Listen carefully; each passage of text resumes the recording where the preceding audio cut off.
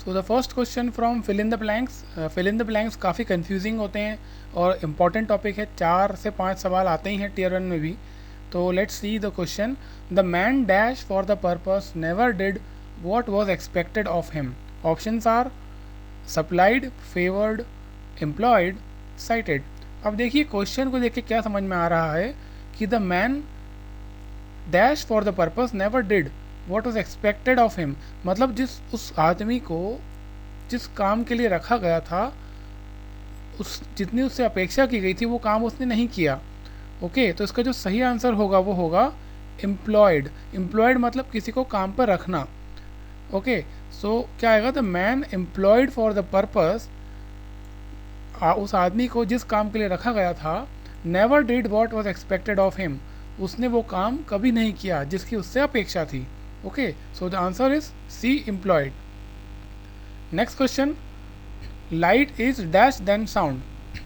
देखिए लाइट और साउंड दो चीज़ कंपेयर हो रही है, यहाँ पर देन लिखा हुआ है, इसका मतलब ये ज़्यादा है। ऑप्शंस हैं फास्टर, मोर फास्टर, साउंडर, लाइटर। इसका जो सही आंसर होना चाहिए वो होना चाहिए फास्टर। यहाँ पर मोर फास्टर क्यों नहीं आएगा, क्योंकि जब ये कंपेरेटिव डिग्री आप यूज़ करते हैं उसके साथ में मोर कभी नहीं आता है, ये अपने आप में कंपेयर कर रहा है। तो जो आंसर होगा वो light is faster than sound. Next question, there was a serious dash between two brothers, fill in the blanks. Options देखते हैं, अल्टरकेशन, अल्टरेशन, एबिरेशन, एल्टीरेशन। देखिए सबसे पहले मैं आप इन चारों वर्ड से आपको मतलब बता देता हूँ। अल्टरकेशन मतलब होता है तकरार, ओके, डिस्प्यूट। अल्टरेशन मतलब होता है परिवर्तन, चेंज। एबिरेशन मतलब होता है डाउनफॉल, डिक्लाइन। और एल्टीरेशन कोई वर्ड होता ही नहीं है। ओके, तो ये ऐसा भी होगा। थोड़ी सी अगर आपको नॉलेज है तो एक आध ऑप्शन तो आप ऐसे ही उड़ा सकते हो। तो there was a serious dash between the two brothers, definitely ये तकरार होगी, तो आंसर इसका होगा a, altercation. There was a serious altercation between the two brothers. Next देखते हैं idiom French phrases. To give oneself airs. देखिए आपको पता चल रहा है इस वर्ड से इडियम फ्रेज को रटने के अलावा कोई ऑप्शन होता नहीं वैसे, फिर भी अगर आप थोड़ा सा बुद्धि का प्रयोग करें और देखें तो आपको समझ में आ जाएगा। टू गिव वन सेल्फ, कोई खुद को, एयर्स, हवा की बात हो रही है।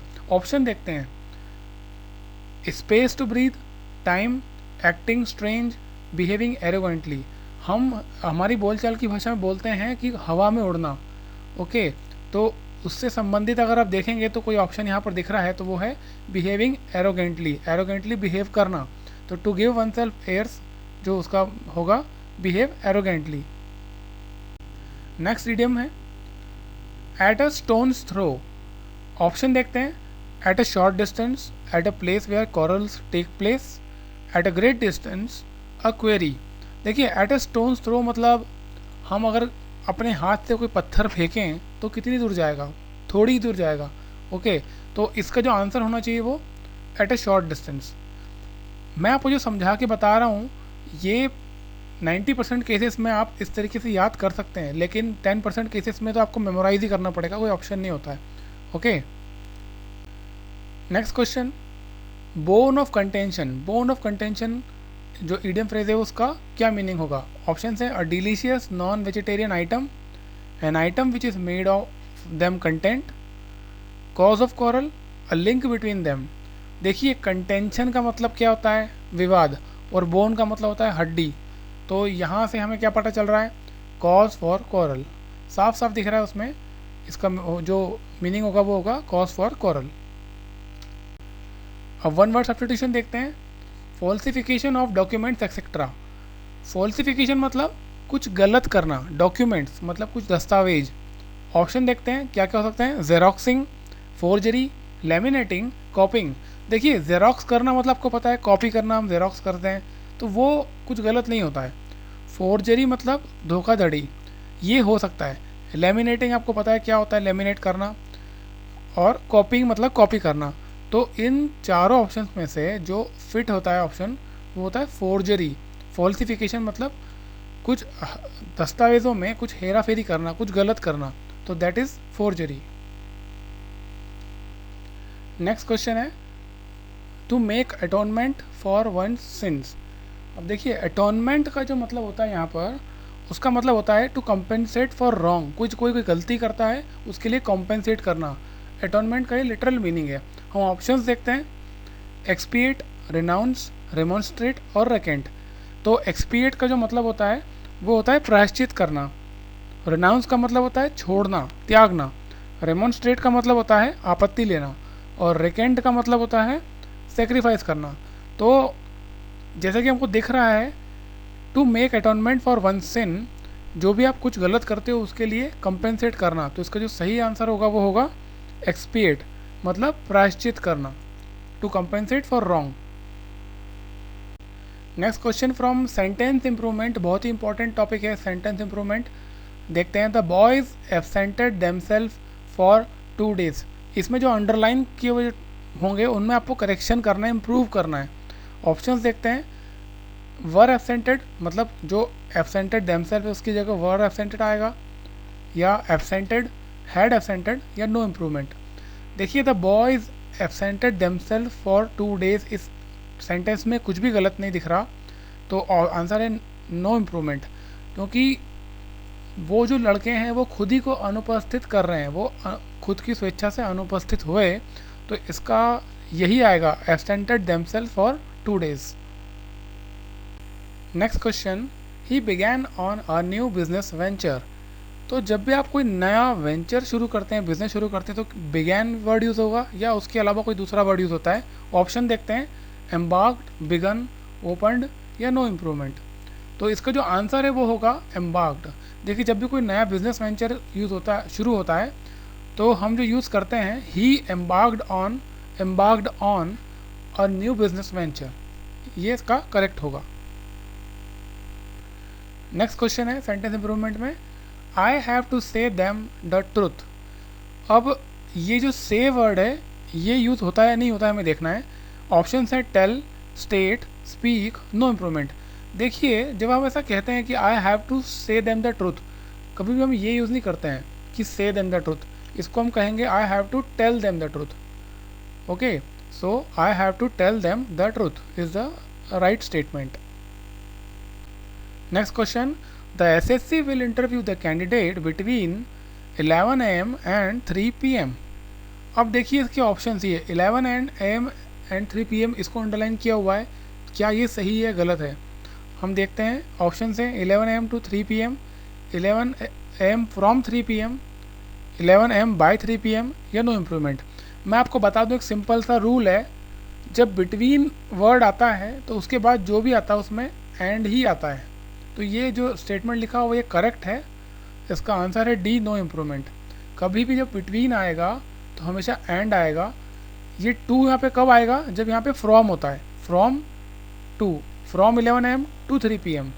अगर बिटवीन लिखा हुआ है तो बिटवीन 11 AM एंड 3 PM। तो ये जो स्टेटमेंट है ये करेक्ट है। स्पॉटिंग द एरर्स टॉपिक देखते हैं, माई sister has red pages after pages of the Bible. देखिए इस सेंटेंस में हमें बताना है ABCD इन चारों में से किस पार्ट में एरर है। ओके, तो आपको पढ़ने से पता चल रहा है इसमें जो C ऑप्शन है इसमें एक एरर दिख रहा है।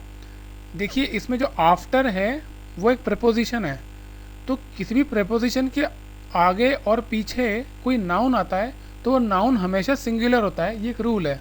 तो ये पेजेस आफ्टर पेजेस नहीं होगा, ये होगा पेज आफ्टर पेज। तो सेंटेंस कुछ ऐसा होगा, my sister has read page after page of the Bible. Next question spotting errors का, I went to the temple with my parents, aunts and cousin sisters. Option देखते हैं, इन चारों option में से जहाँ एरर है वो है C, कज़न सिस्टर्स। देखिए कभी भी कज़िन के आगे कज़िन सिस्टर, कज़िन ब्रदर नहीं लगाते, तो ये आप ध्यान रखिएगा। और ये क्वेश्चन बहुत संभावनाएं आने की, क्योंकि हम साधारणतः बोलचाल की भाषा में ऐसे ही बोलते हैं कज़िन ब्रदर है, कज़िन सिस्टर है, बट ये गलत तरीका है। उसको सिर्फ लिखेंगे and cousin. Okay, next question spotting errors का, he takes pain over his work. इसमें जो एरर है वो है ऑप्शन B में टेक्स पेन। टेक्स पेन कुछ नहीं होता है, वो होता है टेक पेन्स। इसका मतलब होता है हार्ड वर्क, मतलब he work hard over his work. Okay, तो टेक पेन्स होता है, वो टेक्स पेन नहीं होता है कि इडियम फ्रेज होता है, उसका मीनिंग होता है work hard. So answer is B. Next question, the manager put forward a number of criterions for the post. अब देखिए इसमें जो क्राइटेरियंस वर्ड लिखा हुआ है, ये क्राइटेरियन वर्ड सिंगुलर होता है, तो इसका जो प्लूरल वर्ड होता है वो होता है क्राइटेरिया। ओके, तो सही जो सेंटेंस होगा, the manager put forward a number of criteria for the post. Okay, तो ये इसका सही आंसर होगा, ऑप्शन है B. Next question, the tables leg have been elaborately carved. ठीक है, अब ऑप्शन इसमें चारों में से कहाँ एरर है?